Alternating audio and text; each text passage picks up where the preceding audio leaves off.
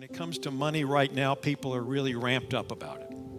If you aren't, everybody around you is. And what happens is we start making decisions based on how we're feeling or kind of in the moment rather than thinking through carefully. And we fall into shortcuts. I'm going to give you a handful of these. Again, this is not exhaustive, but it's just to remind us this.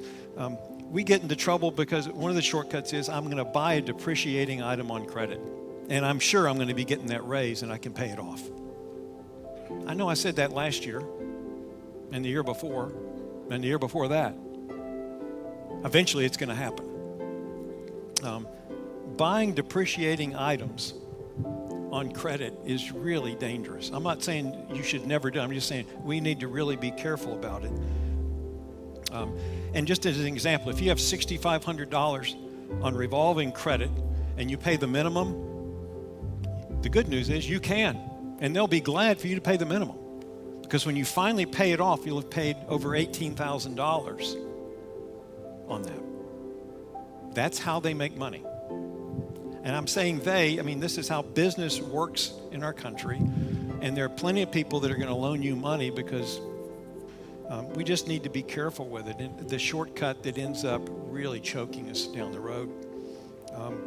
Many of us haven't saved for emergencies. Something between 60 and 70% of Americans don't have $500 to $1,000 in savings they can use if an emergency comes up. So what happens? Transmission goes out, HVAC, whatever happens, and now I got to put it on credit that I may or may not pay off, and I'm paying for the privilege of that money 16 to 18 to 24%. And then there's this other thing, a shortcut. It's called lifestyle creep. This is how this works. You're going along and you treat yourself to something.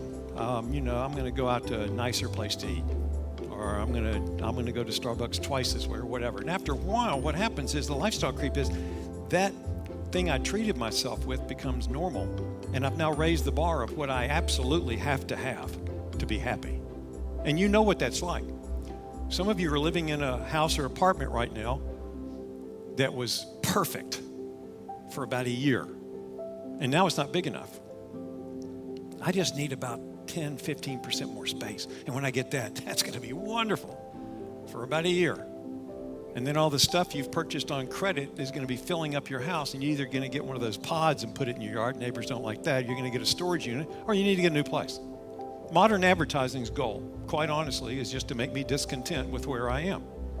You're not going to see any ads today or tomorrow or anytime this week saying, you don't need to buy our product. You're doing great.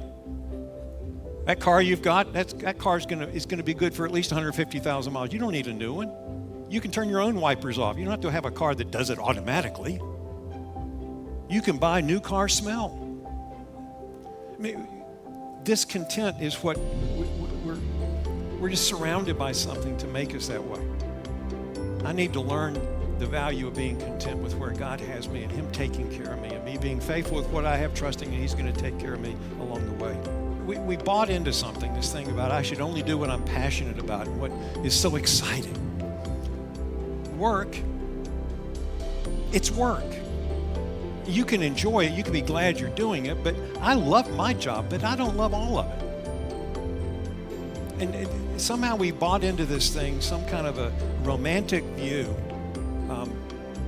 And I'm not saying that you shouldn't have it, if you can find something you really enjoy and do it and love it and about all kinds of stuff, but work is still work. And the idea behind it is I invest my time and my energy and my effort, my abilities and all that so I can be a responsible, faithful follower of God.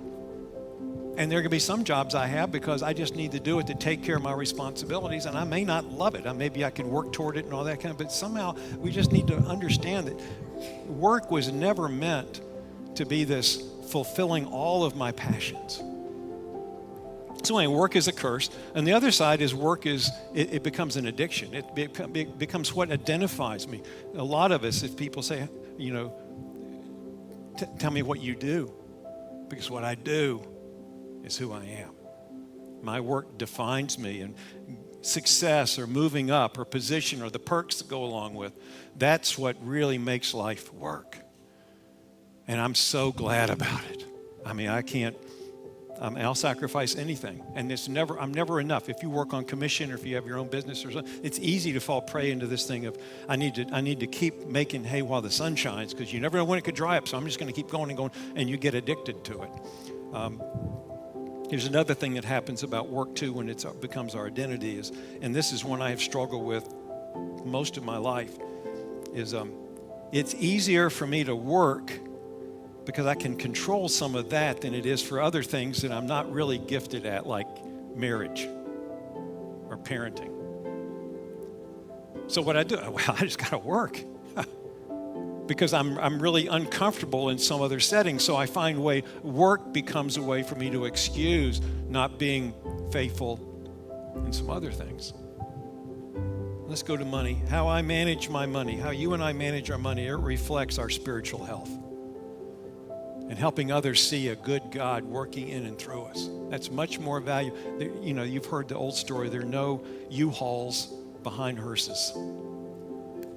We're going to see at some point what's really, really valuable and what really matters are the relationships around me. And how I use my time, my talents, and my treasures has a big impact on that. Learn to live within our means. And to watch for the temptation to have a certain lifestyle that I have to have versus learning to live within the resources I have. Delayed gratification pays off, but it pays off down the road. And what we don't like, and we're trained to think, I need it now. I deserve it now. I deserve pleasure now. And we need to learn how to be thinking about and being careful and wise and good stewards of what we have. Not what we don't have, not buy more lottery tickets. There's a rule in the world of finance that you'll talk to people and hear about. This is what Becky and I've done for a long time now, is live on 80% of what you make. Save 10%, give 10%. Well, that sounds terrible.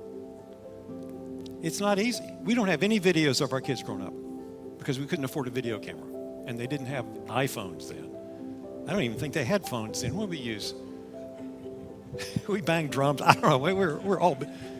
But I'm going to tell you that it's doable if I'm willing to trust God and be faithful right now.